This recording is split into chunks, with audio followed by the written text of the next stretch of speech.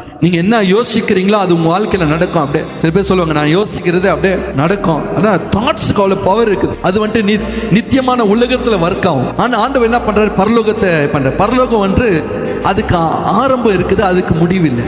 ஆனா நித்தியமான உலகத்துக்கு வந்துட்டு ஆரம்பமும் இல்லை, முடிவு இல்லை. ஆனா பரலோகத்துக்கு வந்துட்டு ஆரம்பம் இருக்குது, ஆனா முடிவு இல்லை. ஆனா உலகத்துக்கு வந்துட்டு ஆரம்பம் இருக்குது, முடிவு இருக்குது.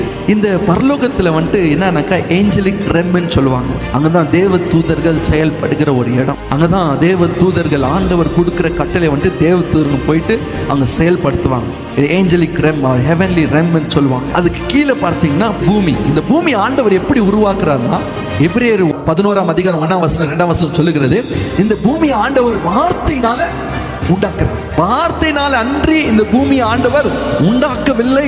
அப்போ இங்க என்ன செயல்படணும்னா, நீங்க யோசிச்சாலே சில காரியம் நடக்காது. கடவுள் யோசிச்சா அது நடக்கும், ஆனா இந்த பூமியில நடக்காது. இந்த பூமிக்கு தேவை வார்த்தை. அதனால தான் ஆண்டவர் என்ன சொன்னாரு, வெளிச்சம் உண்டாக கடுவதாக சொன்னார்.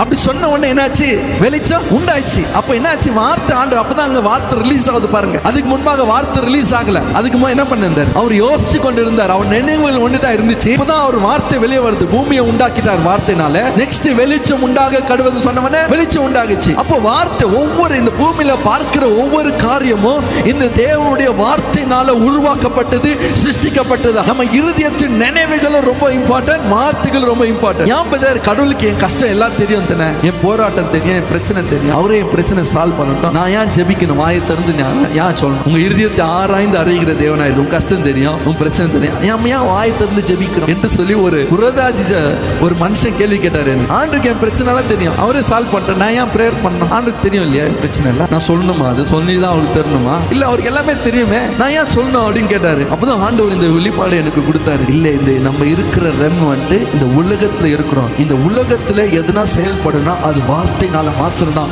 செயல்படும். அதனால தான் நம்ம வாயை திறந்து நாம் ஜெபிக்கிறோம், வார்த்தையினால பேசுகிறோம். இன்னைக்கு வார்த்தையை பிரசங்கி கொண்டு இருக்கிற இந்த வார்த்தை தான் உங்களுடைய வாழ்க்கையை மாற்றக்கூடிய ஒரு வார்த்தை. இது சாதாரண ஒரு வார்த்தை கிடையாதுங்களே, உங்களை உருவாக்குகிற ஒரு வார்த்தை. சாதாரண ஒரு மனுஷன் ஒரு ஊழியக்காரனா ஆகிறது வந்து சாதாரண ஒரு காரியம் இல்ல. இந்த வார்த்தை தான் ஒரு நாள் அவங்களை உருவாக்குகிறது. நீ கேட்டீங்களா எப்படி பதில், நீங்க ஊழியக்கார மாறினா, இந்த வார்த்தை தான் ஒரு நாள் என்னை உருவாக்கிச்சா. இந்த வார்த்தை தான் என் வாழ்க்கையை மாற்றுச்சு. அல்லேலூயா. இந்த வார்த்தை தான் என் வாழ்க்கையில மறுரூபத்தை கொண்டு வந்து. அல்லேலூயா. இந்த வார்த்தை தான் என்னுடைய பிரச்சனைகளை மாறக்கூடிய சொல்யூஷனை பதில கொடுத்து. அல்லேலூயா. நீங்க உங்க பிரச்சனைக்கு பதில் தேடி கொண்டு இருக்கிறீங்க, ஆண்டவர் வார்த்தையில கொடுத்துட்ட எல்லா பதிலும். இந்த வார்த்தை தான் உங்களை உருவாக்குங்க. இந்த உலகத்துல வாழ்ந்து கொண்டு இருக்கிற இந்த வார்த்தை நம்மளுக்கு ரொம்ப முக்கியம்.